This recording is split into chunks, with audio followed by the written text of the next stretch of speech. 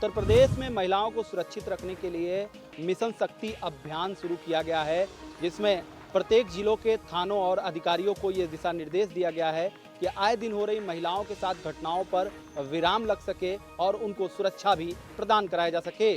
महिला सुरक्षा के मद्देनजर सीएम योगी ने मिशन शक्ति की शुरुआत की है। ऐसे में महिलाओं के साथ संवाद में जहां एक ओर सीएम ने महिलाओं को सुरक्षा का भरोसा दिलाया, वहीं दूसरी ओर महिलाओं ने भी कई बड़े सवाल खड़े किए। फिलहाल इस मुद्दे पर सीएम योगी का कहना है कि इस प्रकार की योजनाओं में सहयोग की अति आवश्यकता है।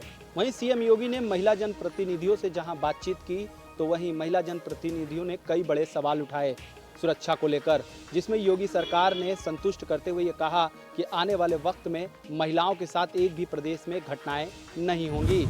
बलिया कांड के मुख्य आरोपी धीरेन्द्र सिंह को आज लखनऊ एसटीएफ ने गिरफ्तार कर लिया है। मुख्य आरोपी के पक्ष में खुलेआम उतरने वाले भारतीय जनता पार्टी के विधायक सुरेंद्र सिंह की मुश्किलें भी अब बढ़ गई हैं। दरअसल सुरेंद्र सिंह को भारतीय जनता पार्टी नेतृत्व और खुद सीएम योगी ने तलब किया है। बलिया कांड के मुख्य आरोपी धीरेन्द्र सिंह को आज लखनऊ के जनेश्वर मिश्र पार्क के पास एसटीएफ ने गिरफ्तार कर लिया है। मुख्य आरोपी धीरेन्द्र सिंह के पक्ष में खुलेआम उतरने वाले बलिया के बैरिया विधायक सुरेंद्र सिंह को भाजपा प्रदेश अध्यक्ष स्वतंत्र देव सिंह ने तलब किया है। बलिया हत्याकांड के सिलसिले में आरोपी के पक्ष में बयानबाजी को लेकर विधायक सुरेंद्र सिंह तलब किए गए हैं। सुरेंद्र सिंह ने इस कांड में भारतीय जनता पार्टी सरकार और संगठन की काफी किरकिरी कराई है। बलिया के कांड में मुख्य आरोपी की गिरफ्तारी को लेकर विपक्ष ने सत्ता पक्ष को घेरना शुरू कर दिया था। किरकिरी होती देख सरकार और संगठन की तरफ से भाजपा विधायक सुरेंद्र सिंह को भी फटकार पड़ी। लखनऊ एसटीएफ को सक्रिय किया गया, जिसके बाद एसटीएफ ने जनेश्वर मिश्र पार्क के पास मुख्य आरोपी धीरेन्द्र सिंह को गिरफ्तार कर लिया। इस कांड में अभी तक 9 आरोपी गिरफ्तार किए जा चुके हैं। उपचुनाव से पहले बलिया कांड पर भारतीय जनता पार्टी के नेतृत्व और सरकार की किरकिरी करने वाले सुरेंद्र सिंह पर अब भारतीय जनता पार्टी क्या कुछ कार्रवाई करती है। कैमरामैन अमित साहनी के साथ संकेत मिश्रा, R9 टीवी, लखनऊ। बलिया के दुर्जनपुर गांव में कोटा आवंटन के चलते एक व्यक्ति की वहां के नेता धीरेन्द्र सिंह द्वारा हत्या कर दी जाती है। इस पूरे मामले पर वहां के विधायक सुरेंद्र सिंह लगातार हत्या आरोपित के पक्ष में खड़े नजर आते हैं और जाति काट खेलने की कोशिश करते हैं। इसमें वो कोई भी गुरेज नहीं करते हैं और साफ तौर पे उनका कहना यह है कि अगर अखिलेश यादव के साथ में खड़े हैं तो मैं भी ठाकुरों के साथ में खड़ा हुआ हूं। आपको बता दें, आरोपी धीरेन्द्र सिंह के पक्ष में विधायक सुरेंद्र सिंह से बीजेपी शीर्ष नेतृत्व नाराज है। विधायक सुरेंद्र सिंह पर आरोप है कि उन्होंने बलिया कांड के आरोपी धीरेन्द्र सिंह के पक्ष में परिवार के साथ जाकर पुलिस से मुलाकात की थी। सुरेंद्र सिंह परिवार वालों के साथ रोए भी थे, जिसका वीडियो काफी वायरल हुआ था। इसके बाद बीजेपी पर खुलकर आरोपी का साथ देने का आरोप भी लगा। 17 अक्टूबर की सुबह विधायक सुरेंद्र सिंह रेवती थाना में दूसरे पक्ष के खिलाफ शिकायत दर्ज कराने पहुंचे थे। विधायक ने कहा था कि अगर दूसरे पक्ष के खिलाफ केस दर्ज नहीं होगा तो मैं धरने पर बैठ जाऊंगा। विधायक सुरेंद्र सिंह की इस तरह की बयानबाजी के बाद राजनीति में हलचल काफी तेज हुई। विपक्ष ने मौजूदा सरकार पर लगातार हमला बोला और उन्होंने साफ तौर पे कहा क्या ऐसे ही प्रदेश से मुक्त होगा अपराध। वहीं इस दौरान पार्टी का शीर्ष नेतृत्व लगातार विधायक से नाराज चल रहा है और पार्टी के प्रदेश अध्यक्ष स्वतंत्र देव सिंह ने विधायक को आज लखनऊ में तलब किया है और उनसे इस पूरे मामले पर सफाई मांगी है। इस दौरान उनसे सवाल जवाब भी किया जा सकता है। अब ऐसे में देखा जा रहा है कि कहीं ना कहीं से विधायक सुरेंद्र सिंह पर एक बड़ी कार्रवाई की जा सकती है। लखनऊ से वीडियो जर्नलिस्ट अमित मिश्रा के साथ संदीप खेर, R9 टीवी, उत्तर प्रदेश। बलिया के बैरिया से विधायक सुरेंद्र सिंह ने आज प्रधानमंत्री कार्यालय को लेटर लिखा। उन्होंने धीरेन्द्र सिंह के समर्थन में लेटर लिखा। बलिया गोली कांड में मुख्य आरोपी धीरेन्द्र सिंह के परिवार के पक्ष में उन्होंने प्रधानमंत्री कार्यालय को एक लेटर लिखा है और कहा है कि जो भी पीड़ित पक्ष है उसके खिलाफ भी FIR दर्ज होना चाहिए। बलिया के बैरिया से विधायक सुरेंद्र सिंह मुख्य आरोपी धीरेन्द्र सिंह के पक्ष में लगातार बयान दे रहे हैं। इससे पहले उन्होंने कहा है कि मैं क्षत्रिय हूँ और क्षत्रिय का खुलकर समर्थन करता हूँ, भले ही इसके लिए मुझे राजनीति और पार्टी को क्यों न छोड़ना पड़े। अब देखना ये होगा कि जिस तरीके से विधायक सुरेंद्र सिंह ने खुलकर आरोपी पक्ष का सपोर्ट किया है तो अब प्रधानमंत्री कार्यालय क्या एक्शन लेता है। उत्तर प्रदेश की योगी सरकार पिछले कुछ महीनों से पूर्वांचल के बाहुबली कहे जाने वाले अतीक अहमद और उनके करीबियों की अवैध संपत्तियों पर खोज कर कार्रवाई कर रही है। इसी कड़ी में आज अतीक अहमद के करीबी शूटर जुल्फिकार उर्फ तोता के अवैध मकान को गिरा दिया गया। रविवार की सुबह अतीक अहमद के शार्प शूटर जुल्फिकार उर्फ तोता के अवैध मकान को प्रयागराज विकास प्राधिकरण के अधिकारियों ने गिरा दिया। 3 मंजिला इस इमारत की कीमत करोड़ों में बताई जा रही है। वर्तमान में तोता बेली गांव में हुए दोहरे हत्याकांड का मुख्य आरोपी है और बेनीगंज में रवि पासी की हत्या के मामले में नैनी जेल में बंद है। कुछ दिन पहले जेल से ही रवि पासी के परिजनों को धमकाने का भी मामला सामने आया था, जिसके बाद तोता को नैनी सेंट्रल जेल से आगरा जेल शिफ्ट कर दिया गया था। अधिकारियों का कहना है कि अतीक अहमद के शार्प शूटर तोता के इस मकान का नक्शा प्रयागराज विकास प्राधिकरण से पास नहीं था। इसके पहले अधिकारियों ने नोटिस देकर नीचे की दुकानों को खाली करवा लिया था। इससे पहले उत्तर प्रदेश की योगी सरकार अतीक अहमद के खिलाफ बड़ी कार्रवाई कर चुकी है। 10 सितंबर को नए एसएसपी ने चार्ज संभालने के बाद अतीक अहमद की 3 संपत्तियों को कुर्क किया, जिसके बाद अभी तक अतीक अहमद से जुड़ी 10 संपत्तियों के खिलाफ ध्वस्तीकरण की कार्रवाई की जा चुकी है। बीएसपी सुप्रीमो मायावती के शासनकाल में डॉक्टर भीमराव अंबेडकर सामाजिक परिवर्तन स्थल का निर्माण कराया गया था। अब योगी सरकार यहां पर म्यूजिकल फाउंटेन लगाने जा रही है। बच्चों को खेलने के लिए और लोगों को आकर्षित करने के लिए यहां पर शोभा बढ़ाएगा। अब देखने वाली बात ये होती है कि बीएसपी की तरफ से और मायावती की तरफ से इस पर क्या रिएक्शन आता है। 2007 से 2012 के बीच तत्कालीन मुख्यमंत्री मायावती ने राजधानी लखनऊ में गोमती नदी के तट पर सामाजिक परिवर्तन स्थल का निर्माण कराया था। ये प्रतीक स्थल के रूप में मशहूर है और यहाँ पर बड़ी संख्या में देश विदेश के पर्यटक भी आते हैं। इसकी उपयोगिता को देखते हुए सीएम योगी आदित्यनाथ के शासनकाल में अब एलडीए की तरफ से निर्णय लिया गया है कि यहाँ पर म्यूजिकल फाउंटेन लगाया जाएगा, जिससे यहाँ की भव्यता में इजाफा होगा, साथ ही लोगों के आकर्षण का केंद्र भी बनेगा। फाउंटेन को देखने के लिए बच्चे जहां उत्साहित होंगे, वहीं यहां पर टिकट लगाकर कमाई भी की जा सकती है।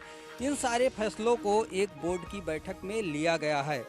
मामला बीएसपी शासनकाल से जुड़ा हुआ है और मायावती का ये ड्रीम प्रोजेक्ट रहा है। अब देखने वाली बात ये होती है कि बीएसपी सुप्रीमो मायावती की तरफ से या बसपा की तरफ से इस पर क्या प्रतिक्रिया आती है। हालांकि योगी सरकार का ये फैसला यहाँ के दर्शकों के लिए और राजधानी लखनऊ के लिए अच्छा ही है, क्योंकि लोगों को यहाँ मनोरंजन के और ज़्यादा साधन मिल जाएंगे। बीएसपी सुप्रीमो मायावती के शासनकाल में गोमती नदी के तट पर डॉक्टर भीमराव अंबेडकर सामाजिक परिवर्तन स्थल का निर्माण कराया गया था। उस समय से लेकर अब तक ये सुर्खियों में है। अब योगी आदित्यनाथ की सरकार यहां पर म्यूजिकल फाउंटेन लगाने जा रही है। अब लखनऊ में खोली जाएंगी कुंभ घोटाले की परतें। बीते वर्ष प्रयागराज में हुए कुंभ घोटाले की जांच के लिए संबंधित दस्तावेज लखनऊ मंगाए गए हैं। एलडीए सचिव की अध्यक्षता में गठित 4 सदस्यीय टीम इन मामलों की जांच करेगी। वर्ष 2018-19 में प्रयागराज में कुंभ का आयोजन हुआ था। प्रशासन ने कुंभ में निर्माण, विकास व लाइटिंग से जुड़े तमाम कामों की जिम्मेदारी प्रयागराज विकास प्राधिकरण को दी थी, लेकिन आरोप है कि इंजीनियरों ने इन कामों में बड़ा भ्रष्टाचार किया, जिसकी वजह से करोड़ों का नुकसान हुआ। प्रयागराज विकास प्राधिकरण के मुख्य अभियंता ओपी मिश्रा सहित 5 इंजीनियरों पर भ्रष्टाचार के आरोप लगे थे। शिकायत के बाद शासन ने एलडीए सचिव की अध्यक्षता में एक कमेटी गठित की, जिसने अब प्रयागराज विकास प्राधिकरण के सचिव को पत्र लिखकर सभी फाइलें लखनऊ मंगाई हैं। दस्तावेज लखनऊ मंगाए जाने का मतलब साफ है कि जांच किसी दबाव में न हो और जिन लोगों ने अगर भ्रष्टाचार किया है उन्हें सजा दिलाई जा सके। लखनऊ से अमीश के साथ चंद्रमणि शुक्ला। हाथरस कांड में जांच पड़ताल का सिलसिला लगातार जारी है। 14 सितंबर को हाथरस में हुए कांड को लेकर जहां एक और सीबीआई लगातार सवालों के जवाब को खंगालने में जुटी हुई, वहीं बात करें अगर कल की, तो कल सीबीआई ने हाथरस पहुंचकर पीड़ित मां, भाई और भाभी से करीब 5 घंटे तक पूछताछ की। वहीं बात करें आज की, तो आज सीबीआई एक बार फिर हाथरस पहुंची है, जहां हाथरस कांड के मुख्य चश्मदीद छोटू को पूछताछ के लिए उठाया है। आपको बता दें कि 14 सितंबर को हाथरस में कथित गैंगरेप और मर्डर हुआ था, जबकि 29 सितंबर को पीड़िता की मौत हो गई थी। इसके बाद आनंद फानम में प्रशासन ने युवती का अंतिम संस्कार कर दिया था, जिसे लेकर काफी विवाद हुआ था। पीड़ित परिवार के साथ प्रशासन के रवैये पर भी सवाल उठे थे, जिसको लेकर सीबीआई लगातार परिवार के साथ ही चश्मदीद से पूछताछ कर रही है। वहीं आपको बता दें सीबीआई की आज जांच पड़ताल का 8वां दिन है और आज फिर से एक बार सीबीआई हाथरस पहुंची है, जहां हाथरस कांड के मुख्य चश्मदीद छोटू को खेत से उठाकर करीब 1 घंटे तक पूछताछ की है। वहीं आपको बता दें इससे पहले भी सीबीआई हाथरस कांड के मुख्य चश्मदीद छोटू से 9 घंटे तक लगातार पूछताछ कर चुकी है और बताया जा रहा है कि आगे भी सीबीआई छोटू से पूछताछ कर सकती है। उत्तराखंड वन विभाग में लेटर बम से एक बार फिर बवाल मचा हुआ है, जिसका जवाब अधिकारियों से देते नहीं बन रहा। उत्तराखंड वन विभाग के विवादित अधिकारी कोमल सिंह एक बार फिर चर्चाओं में हैं। इस बार नया विवाद R9 टीवी के पास मौजूद उस पत्र से जुड़ा है जिसमें फॉरेस्ट चीफ जयराज को धमकाया जा रहा है। वन विभाग के लेटर हेड पर मौजूद इस पत्र में प्रमुख वन संरक्षक जयराज को मानव अधिकार आयोग और कोर्ट तक जाने की धमकी दी जा रही है। यूँ तो अपने पक्ष में किसी भी को कोर्ट जाने का अधिकार है, लेकिन इस बार इस पत्र से जिस तरह की विभागीय मुखिया को दोषारोपित किया जा रहा है, उससे विभाग के कर्मचारियों की आचरण नियमावली को लेकर भी अधिकारी कितना सजग है इसका अंदाजा इसी से लगाया जा सकता है। विभागीय मुखिया जयराज ने पत्र प्राप्ति को स्वीकार तो किया, लेकिन साथ में ये भी जरूर कहा यह पत्र अगर विधिवत रूप से आया होता तो शायद इसका जवाब दिया जा सकता था। पूर्व मुख्यमंत्री और कांग्रेस के राष्ट्रीय महासचिव हरीश रावत समेत 300 कांग्रेसियों पर एक बार फिर आपदा अधिनियम के उल्लंघन का मामला दर्ज हुआ है। पूर्व मुख्यमंत्री हरीश रावत कल यहां पर सिडकुल पहुंचे थे और उन्होंने श्रमिकों के शोषण को लेकर राज्य सरकार को घेरा था। इस दौरान उन्होंने सिडकुल में पैदल यात्रा भी निकाली थी। हरीश रावत पर आरोप है कि उन्होंने इस दौरान सोशल डिस्टेंसिंग का पालन नहीं किया। उत्तराखंड के पूर्व मुख्यमंत्री और कांग्रेस के राष्ट्रीय महासचिव हरीश रावत और 300 कांग्रेसी नेताओं पर हरिद्वार की सिडकुल पुलिस ने आपदा अधिनियम के तहत मुकदमा दर्ज कर दिया है। हरीश रावत ने शनिवार को सिडकुल में श्रमिकों के शोषण का आरोप लगाते हुए पैदल यात्रा निकाली थी। इस यात्रा में बड़ी संख्या में कांग्रेसी कार्यकर्ता भी शामिल हुए थे। पुलिस का आरोप है कि इस पूरी पदयात्रा के दौरान कोविड गाइडलाइन के अनुसार मास्क नहीं पहने गए थे और शारीरिक दूरी का पालन भी नहीं हुआ था, जिसके चलते सिडकुल थाना अध्यक्ष लखपत सिंह बुटोला की ओर से आपदा अधिनियम के तहत मुकदमा दर्ज किया गया है। पूर्व सीएम हरीश रावत के अलावा भगवानपुर विधायक ममता राकेश, जिला पंचायत उपाध्यक्ष रावफात अली, पूर्व राज्य मंत्री किरणपाल वाल्मीकि, पूर्व विधायक फुरकान अहमद, कांग्रेस प्रदेश उपाध्यक्ष राजवीर चौहान के खिलाफ भी मुकदमे दर्ज हुए हैं, जबकि 300 से ज़्यादा कांग्रेसियों के खिलाफ अज्ञात में भी मुकदमों दर्ज किए गए हैं। पुलिस द्वारा पूरी पदयात्रा की वीडियोग्राफी कराई गई थी, जिसके बाद ये मुकदमा दर्ज हुआ है। सिडकुल पुलिस द्वारा हरीश रावत और 300 कांग्रेसियों पर आपदा अधिनियम के तहत की गई कार्रवाई को कांग्रेसियों ने बदले की कार्रवाई बताया है। दरअसल उत्तराखंड में इससे पहले भी हरीश रावत और कांग्रेसियों पर आपदा अधिनियम के उल्लंघन के कई मामले दर्ज हो चुके हैं। अयोध्या के सरयू तट स्थित लक्ष्मण किला के मैदान में वर्चुअल विधि से सबसे बड़ा रामलीला का आयोजन इस वर्ष किया जा रहा है, जिसमें बॉलीवुड के स्टार अपने अलग अलग भूमिका में अपने किरदार निभा रहे हैं। आज रामलीला के दूसरा दिन भगवान राम का जन्म और उनकी शिक्षा पर किया जाएगा।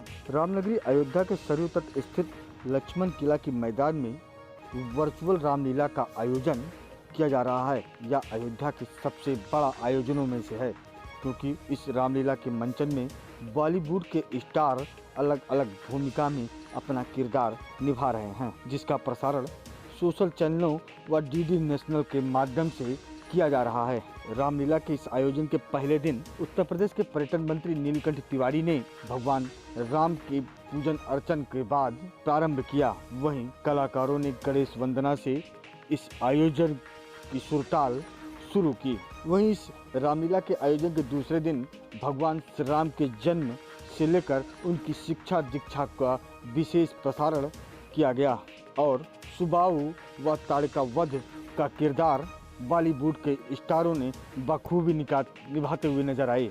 इस आयोजन के माध्यम से देश दुनिया में लोगों को अयोध्या से जोड़ने की एक सफल प्रयास है। अयोध्या के सरयू तट पर होने वाली इस रामलीला से पर्यटन को बढ़ावा मिलेगा।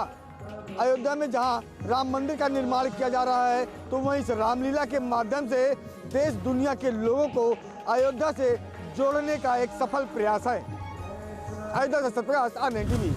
आगरा थाना शाहगंज इलाके के न्यू आजमपाड़ा में उस वक्त अफरा तफरी मच गई जब एक मकान में आग लगी और तेज धमाके के साथ मकान धराशायी हो गया। आनन फानन में मौके पर फायर ब्रिगेड पहुंची। बमुश्किल फायर ब्रिगेड ने कड़ी मशक्कत के बाद आग पर काबू पाया। आगरा थाना शाहगंज के न्यू आजमपाड़ा में उस वक्त अफरा तफरी मच गई जब एक मकान में तेज धमाका होने से मकान धराशायी हो गया। इस मकान में आतिशबाजी बनाने का कार्य होता था। बड़ी मात्रा में इस मकान में आतिशबाजी भी रखी थी। मौके पर पहुंची पुलिस ने आग बुझाने के लिए फायर ब्रिगेड बुलाई। करीब आधा दर्जन फायर ब्रिगेड ने करीब 1 घंटे की कड़ी मशक्कत के बाद आग पर काबू पाया। जब गोदाम की छानबीन की तो उसमें 300 मिले। इस घटना में 4 लोग बुरी तरह से झुलस गए, जिन्हें आनन फानन में इलाज के लिए अस्पताल में भर्ती करा दिया है। ये आतिशबाजी बनाने का कार्य चमन शेरवानी का है। सवाल ये है कि आतिशबाजी बनाने का कार्य घनी बस्ती में होता है और पूर्व में भी इस गोदाम में हादसा हो चुका है। बावजूद इसके प्रशासन ने कोई भी सबक नहीं लिया। इस धमाके के बाद पुलिस की छानबीन में इस पूरी घटना में 3 लोगों की मौत हुई है और 4 लोग गंभीर रूप से झुलसे हुए हैं, जिन्हें आनन फानन में इलाज के लिए आगरा के एसएन मेडिकल कॉलेज में भर्ती करा दिया है। अब सवाल ये उठता है कि आखिर इतना बड़ा आतिशबाजी बनाने का गोदाम एक घनी बस्ती में कैसे आया, क्योंकि जानकारी के मुताबिक इस गोदाम में पूर्व में भी हादसा हो चुका है। हालांकि वरिष्ठ अधिकारी मौके पर पहुंचे और इस पूरी घटना की जांच पड़ताल के बाद कार्रवाई की बात कही जा रही है। अपने सहयोगी मानवेंद्र सिंह के साथ शिव चौहान, R9 TV आगरा, उत्तर प्रदेश। बस्ती के जिला अस्पताल में मरीजों के स्वास्थ्य को लेकर बहुत बड़ा खिलवाड़ हो रहा है। यहीं पर मरीजों को एक्सपायर डेट का इंजेक्शन लगाने का मामला सामने आया है। बस्ती के जिला अस्पताल में घोर लापरवाही देखने को मिल रही है, जिससे मरीजों की जान पर आफत आ सकती है। लापरवाही की हद तो देखिए, यहाँ पर एक्सपायर डेट का इंजेक्शन लगाया जा रहा है और किसी अधिकारी या डॉक्टर पर इसकी नज़र नहीं पड़ रही है। ये कैसे संभव हो सकता है? मेडिकल स्टाफ के लोग के प्रति बहुत बड़ी जिम्मेदारी होती है और उन्हें भगवान का दूसरा रूप माना जाता है, लेकिन यहाँ तो मामला जीवन देने के बदले जीवन से खिलवाड़ किया जा रहा है और जब मरीज उनकी शिकायत करता है तो उन्हें मारने की धमकी दी जाती है। अब देखना ये है कि जिला अस्पताल प्रशासन कुंभकर्ण की नींद से कब जागेगा और कब कार्रवाई करेगा। गाजियाबाद की कविनगर पुलिस ने अवैध शराब बनाने की एक फैक्ट्री का खुलासा किया है। पुलिस ने इस फैक्ट्री से रंगे हाथ 5 लोगों को गिरफ्तार किया है। इस फैक्ट्री में सिर्फ नकली शराब ही नहीं बल्कि नकली पान मसाला भी तैयार किया जाता था और उन्हें ब्रांडेड कंपनियों के नाम से बेचा जाता था। काबिले गौर है कि गाजियाबाद की कविनगर पुलिस द्वारा पकड़े गए 5 आरोपी ज़्यादा पढ़े लिखे नहीं हैं, लेकिन काले कारोबार का इन्हें अच्छा ज्ञान है। इनके द्वारा बनाई गई नकली शराब और गुटखे न सिर्फ गाजियाबाद बल्कि पूरे दिल्ली NCR सहित बाहरी इलाकों में भी सप्लाई किए जाते थे। त्योहारी सीजन में नकली शराब की डिमांड और भी ज़्यादा बढ़ जाती थी, जिसके चलते इस फार्म हाउस में ये लोग दिन रात नकली शराब और पान मसाला बना रहे थे। पुलिस ने छापेमारी कर 5 बदमाशों को गिरफ्तार कर लिया वहां से और इनके कब्जे से एक i10 कार बरामद करने के साथ नकली शराब बनाने का सामान, केमिकल, ब्रांडेड शराब की खाली बोतलें और लेवल भी बरामद हुआ है। हालांकि पुलिस ने 5 लोगों को गिरफ्तार जरूर कर लिया है, लेकिन पुलिस का मानना है कि इस पूरे नेक्सस में सिर्फ 5 लोग नहीं हो सकते।